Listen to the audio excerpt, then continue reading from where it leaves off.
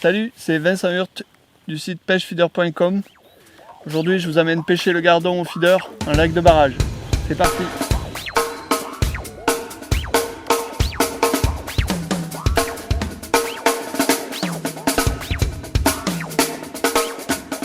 Donc la première chose que je fais quand j'arrive sur mon lieu de pêche, avant même de m'installer, je mouille mon amorce. Voilà, ça va lui laisser un petit peu le temps que je m'installe, ça va lui laisser le temps de gonfler et d'être mieux mouillé. Du coup, je vais faire un pré-mouillage, je vais commencer à la mouiller maintenant, je vais m'installer et après je remouillerai un petit peu. Donc aujourd'hui on est sur un lac de barrage, l'eau est très claire, je vais essayer de me concentrer sur les gardons. Donc je vais faire une amorce à gardon, une amorce plutôt collante avec des grosses particules et on va essayer de prendre des gros gardons. Pour ça j'ai choisi 3 paquets, je vais mouiller 3 kg d'amorce. Donc le premier c'est l'agro gardon sans sas, c'est un classique.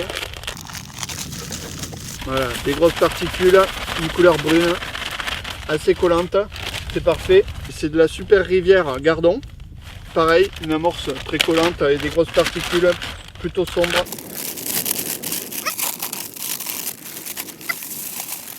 Et là, j'ai en gros 3/4 d'un paquet de lake que je vais incorporer pour faire travailler le mélange. Là, on a mis des amorces qui collaient pas mal. Donc on va mettre une amorce, la lake, qui est une amorce plutôt étang et qui va faire travailler tout ça. Donc, je vous invite à visiter mon site pêchefeeder.com. Vous verrez, j'ai fait un article sur l'amorce lake. Tout est expliqué là sur le site. Pour mouiller l'amorce, j'ai utilisé de la mélasse liquide que j'ai ajouté à mon eau. Ça va me permettre de sucrer le mélange d'amorce, de le rendre un peu plus sombre aussi. Et comme c'est un mélange qui va travailler un petit peu aussi, ça va attirer les poissons de loin.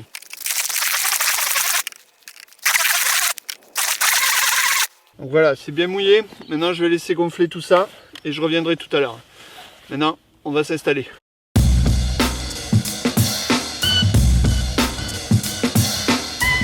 Voilà, maintenant, je vais sonder mon poste. Donc j'ai déjà sondé, j'ai regardé à peu près. Je vais pêcher à environ 35 mètres. Donc pourquoi 35 mètres? Parce que je vais essayer de pêcher assez profond. C'est-à-dire dans une profondeur d'environ 7 mètres d'eau. Tout simplement parce que ici on est dans un lac de montagne, les eaux sont très claires et comme il va faire du soleil, là pour l'instant on est à l'ombre mais il va faire beaucoup de soleil, j'ai pas envie de pêcher dans trop peu d'eau. Tout simplement parce que avec le soleil, les poissons vont peut-être mieux se regrouper dans le profond. Donc là à 35 mètres j'ai environ 7 voire même plus, entre 7 et 9 mètres d'eau. Donc c'est un lac que je connais pas très bien, que j'ai pratiquement jamais pêché, à part 2 ou 3 exceptions comme ça sur des pêches rapides. J'ai pris des risques aujourd'hui en venant ici, donc j'essaye de trouver un endroit où je puisse faire du poisson et surtout le faire venir assez rapidement. Donc pour trouver ce poste, ce matin j'ai été à un autre endroit. Ce que j'ai fait, c'est que j'ai sorti mon dipper, voilà, le dipper pro, tout simplement pour voir ce qu'il y a sur ma place et être sûr de la profondeur. Donc là je vais lancer à 30 mètres et je vais regarder sur mon smartphone quelle profondeur j'ai, voilà, sur mon poste. Donc voilà, là il m'affiche carrément même 10 mètres d'eau, température de 16 degrés. Donc moi ça me permet de gagner du temps et aussi d'avoir des données assez précises. Une fois que j'ai fait cette opération, en fait, après je vais pouvoir régler ma canne à la bonne distance, à la distance où je souhaite pêcher. Et cette canne qui est réglée, cette canne à carpe, je vais m'en servir aussi pour amorcer.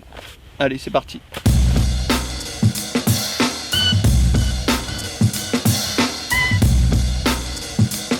Bon, ça fait maintenant 2 heures que je pêche. Le soleil est maintenant bien présent sur ce côté de la berge. Il fait assez chaud, c'est plutôt agréable pour cette journée d'automne. La pêche est compliquée, c'est pas facile, il y a pas mal de petits gardons qui font des petites touches et au milieu il faut savoir prendre des gardons plus jolis. Donc c'est assez compliqué, j'ai essayé pas mal de choses mais j'avoue que pour l'instant j'ai pas trop trouvé ce qui marchait le mieux. C'est difficile. J'ai commencé à pêcher avec un feeder de 40 grammes, assez lourd, pour aller assez vite au fond. Je me suis rendu compte que en fait tous les petits gardons que j'avais devant moi dans les pieds pratiquement, je les ai aussi sur le coup. Donc ça c'est pas facile parce que alors j'ai essayé un petit peu toutes les èches, des bas de ligne longs, des bas de ligne trop courts. Alors je suis revenu à quelque chose de plus classique avec un bas de ligne de 60 cm.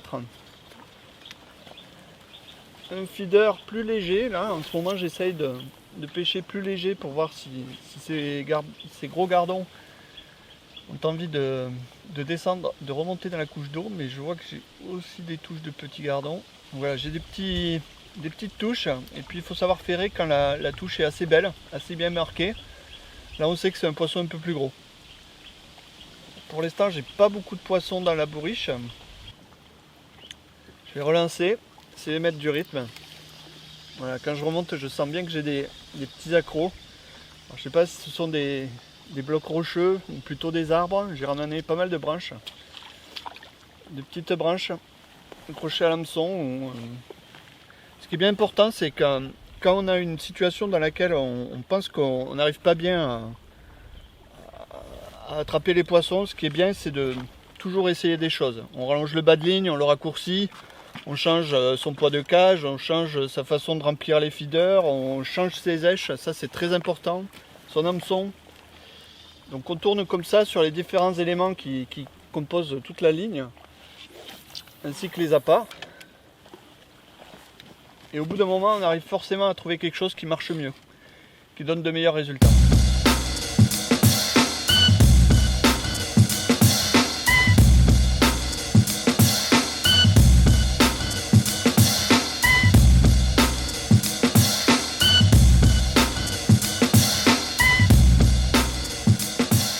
Voilà, je tends bien ma ligne, le feeder est au fond. Hop.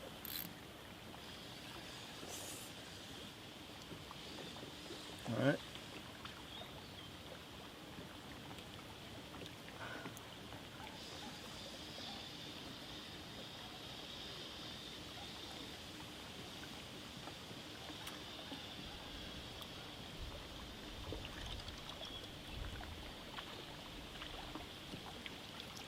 Voilà, ça c'est typiquement un petit poisson.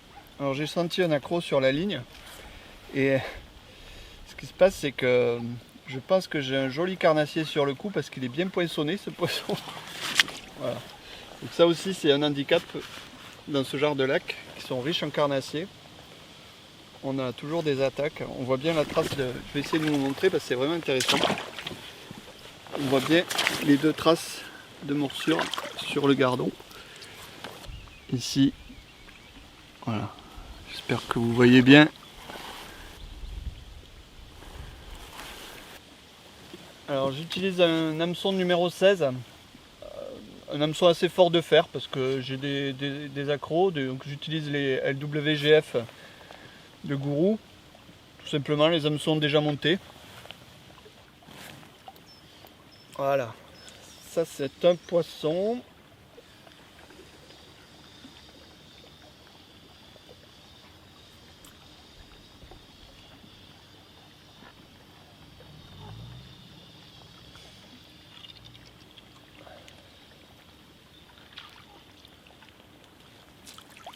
Donc ça y est, j'arrive à un petit peu mieux les prendre maintenant ces gardons.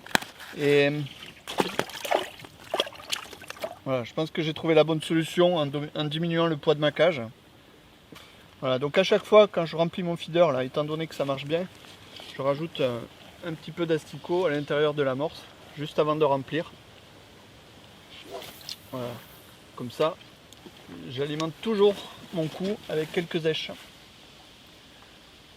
Donc voilà, oh, il y a de l'agitation sur le coup. Il y a vraiment les petits poissons qui sont remontés à la surface.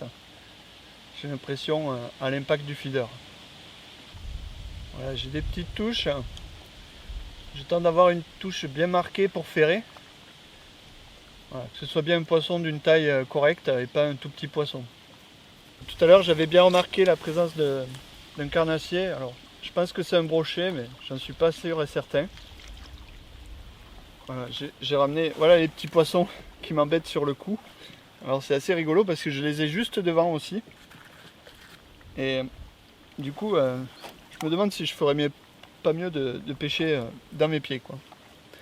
Donc, je vais essayer de mettre 3 asticots au bout de l'hameçon pour essayer de dissuader donc ces petits poissons de prendre. Et même s'ils tapent dans la bouchée qui est à l'hameçon, j'aurai toujours quelque chose qui va tenter des poissons plus gros sur mon hameçon. Voilà. Ça, c'est aussi important de toujours penser à ce qu'on met au bout et de comment ça va être ingurgité, mordu, avalé.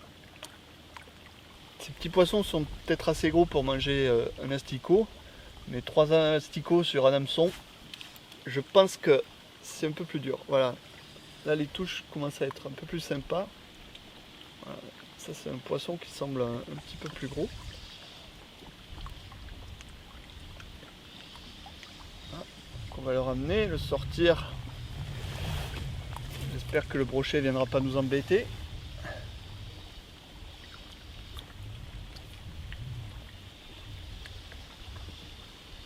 Voilà, c'est fou les petits poissons qu'il y a, c'est incroyable.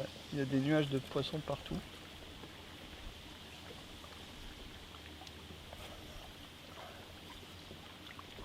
Ah ouais, c'est un très très beau gardon.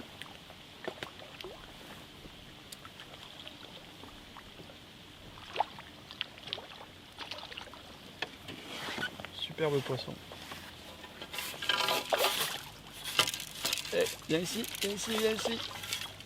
Voilà, voilà, c'est un petit peu ce genre de poisson que je suis venu chercher aujourd'hui. J'avoue qu'ils ne sont pas très nombreux. Mais bon, ça fait plaisir quand même d'en prendre un. Voilà.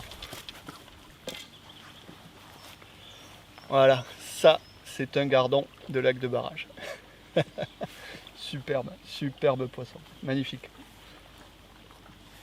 Ah, on voit qu'il est piqué juste au bord. Voilà. Superbe, superbe.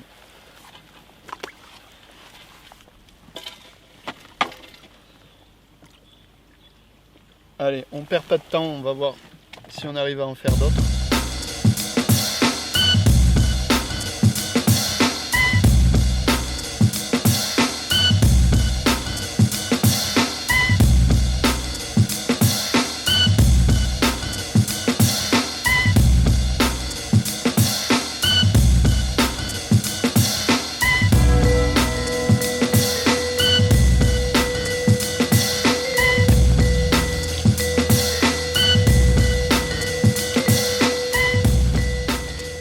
Donc après le lancer, qu'on pêche dans des grandes profondeurs comme ça avec un feeder assez léger, ce qui compte c'est de vraiment regarder son sion parce qu'on peut avoir quelques touches à la descente. Donc on garde toujours la ligne tendue et on observe toujours son sion.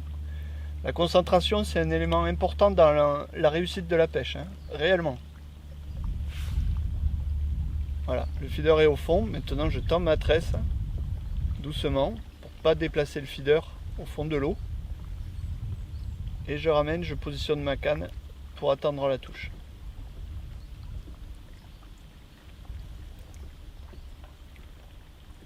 Toujours garder contact avec son feeder, donc avec le sion légèrement tendu. Voilà.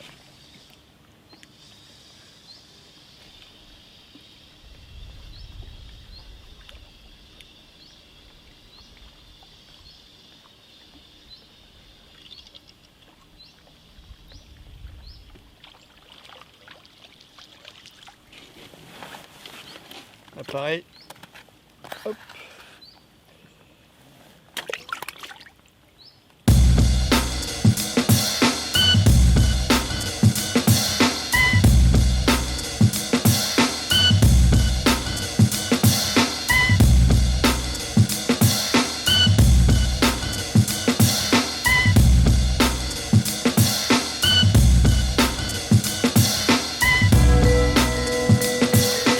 Voilà, c'est le moment de faire le bilan de cette journée. Je m'étais dit que c'était un pari un peu risqué, effectivement, c'est une petite pêche de gardon. Voilà, je connais pas du tout l'endroit où j'ai pêché aujourd'hui. Je suis venu un petit peu comme ça, j'ai regardé ce matin la profondeur. Je pense que j'ai pas mal de choses qui m'ont handicapé aussi. Il y avait des carnassiers sur le coup, il y avait des accros que j'ai pas vu au sondage. Il y avait, voilà, je pense une souche ou quelque chose comme ça, un morceau de bois. J'étais venu voir si on pouvait faire des gros gardons et effectivement on fait des gros gardons dans ce lac. Superbe poisson. Il y avait pas mal de choses à trouver. Au niveau des hameçons, de la longueur des bas de ligne.